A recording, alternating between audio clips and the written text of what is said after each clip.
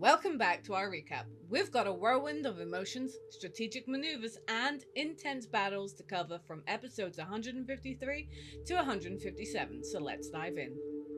We kick things off with the commander arriving at the Valley of Temples, where the mongrels were being corrupted by the demon Sevamelekh.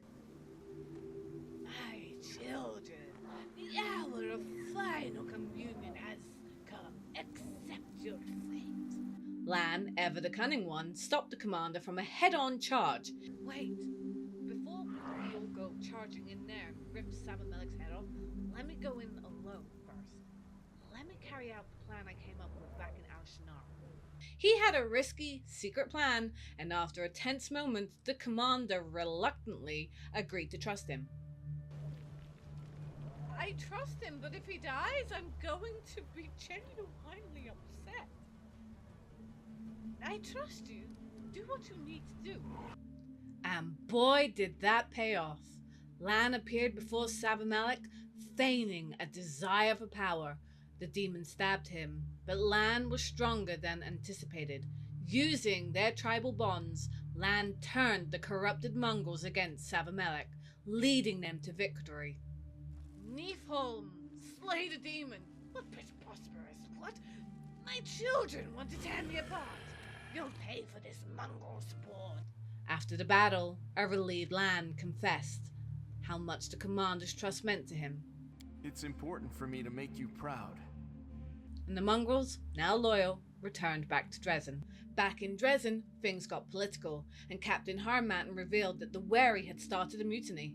The commander decided to surround them and cut off their supplies, rather than directly confronting them. I'll do this my way. We'll surround their forces, cut off their supply routes, and maintain the blockade until they give in.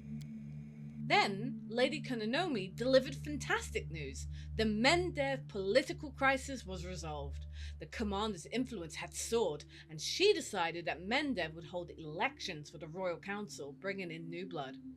The commander thought she could rest for a bit, but not for long. Lann, adorably nervous, lured the commander to the city walls for a romantic, uplandery-style dinner. He even baked rat pasties. How about something to eat? I went out on a limb and baked you these. Lann points to the platter piled high with slightly misshapen, cracked pasties. They have little legs, tails, and ears, all from the same dough, and that make them look like rats. Don't worry, it was just regular meat. Lann poured out his heart, confessed his love, and then, completely out of the blue, asked the commander to marry him. Tell me, will you marry me? Will you be my family? My future? And guess what? She said yes. Yes, I can't speak. Yes, I love you, and I do want to marry you. Yes! Without a moment's hesitation, Lann had arranged for the cleric Arsenault to marry them on the spot. So, with no fuss, no guests, Lann and Titania von Shire had a quiet, beautiful wedding declaring their love to the gods. But no honeymoon for these two. While traveling, they encountered Jubilost Narthropple. Jubilost Narthropple. I'm just passing through. An eccentric gnome scholar from Absalom. He conveniently broke a wagon wheel and managed to strong-arm the commander into helping him. Narthropple hinted at coming from the future, and then, just as mysteriously, disappeared. After Narthropple's departure, the party encountered a dangerous demon, Inga Magor, and 3 giant crab Linnorm blood trackers. Did the commander run away? Yes, she did. The commander, wisely, teleported back to Drezen to avoid the fight and strengthen her army instead. And after several successful battles, the commander felt ready to venture out again. She found herself at the Bearmore Shrine, where she called upon Ulbrig to join her. The shrine was overrun by the undead, but one warrior became aware and begged the commander to help her get vengeance. She recounted how a powerful demon had killed her people and asked the commander to find her beloved Selden. The commander agreed, and after finding Selden, the 2 undead lovers helped the commander defeat the mighty Sin Guzzler.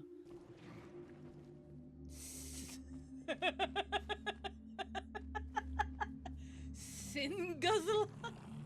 With the demon vanquished, the two lovers found peace with Pharasma.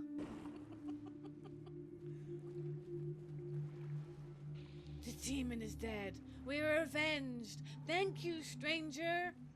We're free. Oh, the ancestors, we are coming to you. Back in Drezen, the commander dealt with much-needed bookkeeping, and Dorgalinda delivered some grim news. The crusade was facing severe shortages. And after a discussion with her companions, the commander decided that they didn't need to plunder Mendev, they'd manage. Soon after, Captain Odan reported that Koram Zadeh was gathering an elite demon horde called the Champions of the Abyss. The commander had ordered Ulbrig to contact the Shifters for help, and Captain Odan made a personal request. Commander, I have a request. Captain Odan stopped short, looks around the room frowningly, then shakes head. Though this isn't the time to make it. When you have a spare minute, please come and find me. I would like to discuss something very important to me, something very personal. Captain Harmattan, for once, had good news. Commander, permission to report. Finally bring you good news for a change. The commander's decision to cut off the wary supplies had worked, and her right to lead was solidified.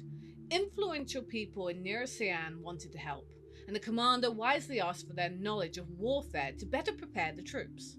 No rest for the weary, though. It was time for the commander to help the Inquisition with their trap for the Other. The commander and her party, including Daeran, arrived where Loita had set his trap for the Other. The commander had to play a painful bluff, convincing Daeran that she no longer cared for him.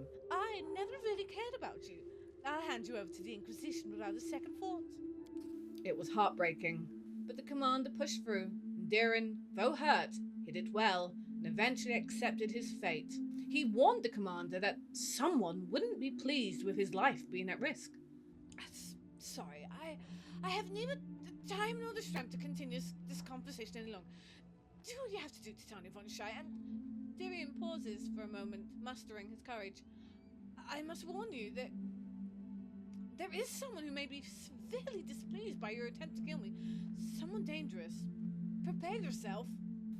And sure enough, the surroundings shifted. The trap was sprung. The Other attacked, and after a fierce battle, the Other tried to bargain, offering great power in exchange for its life. But the commander, true to her resolve, refused to sacrifice Daeran for power. The grueling fight continued, and eventually the Other was no more. Daeran was seemingly free, but the Inquisition wanted him on trial. The commander, wanting no more bloodshed, vouched for Daeran and agreed to hand him over to the tribunal. What does the future hold for Daeran? And that's our recap for this action-packed episode. What do you think the commander will do with her new political power? Will Daeran truly be free? Let us know your thoughts in the comments below, and don't forget to hit the like. Thank you for watching.